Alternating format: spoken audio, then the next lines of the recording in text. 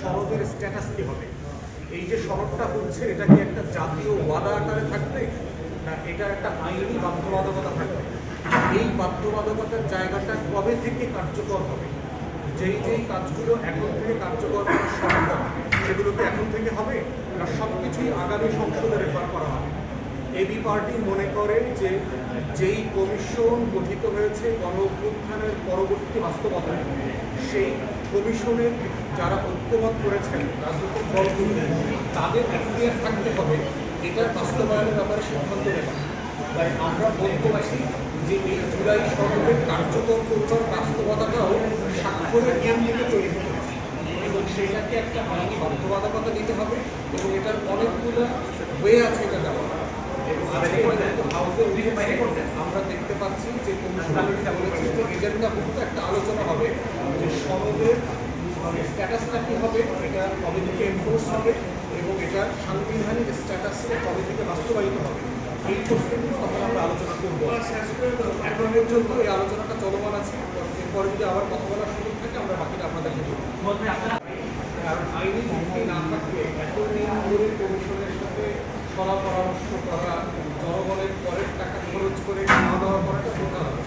কারণ শুধু ওয়াদার প্রশ্ন আসলে অথবা পরামর্শ দেওয়ার প্রশ্ন আসলে আমরা ইমেল করে চিঠিটা পাঠিয়ে দিতে পারতাম সরকার, কিন্তু এখানে তো আলোচনা হয়েছে, কেন ঐক্যমতের জন্য আলোচনা হয়েছে।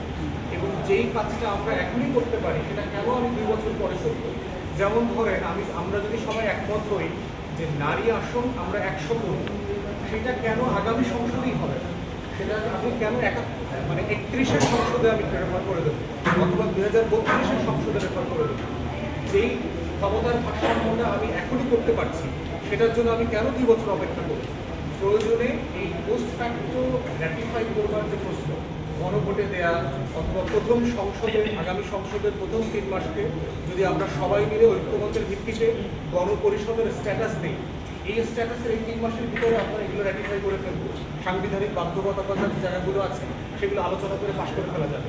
তারাগুলো যেটা হচ্ছে, আগামী সংসদে যারা এই আলোচনার অংশ ছিলেন না, অধিকাংশ মানুষ আমি দেখতে পাচ্ছি যারা সংসদে যাবেন না, এই আলোচনার অংশ যারা আছে, নতুন করে যারা সংসদে আসবেন তারা কখনোই এই আলোচনার ধারাবাহিকতায় ছিলেন না।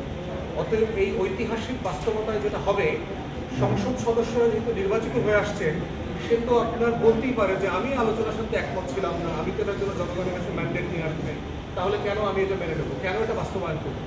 অতএব একটা ব্যাপক জটিলতা তৈরি হবে সেখানে।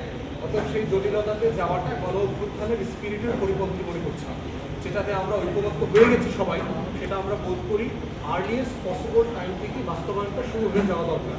জাতি হিসাবে আমরা অ্যাটলিস্ট 5 বছর এগিয়ে যাব, এই এগিয়ে যাওয়ার জায়গাটাতে পিছিয়ে যাওয়ার কোনো কারণ আমরা দেখতে পাচ্ছি না। ধন্যবাদ সবাইকে।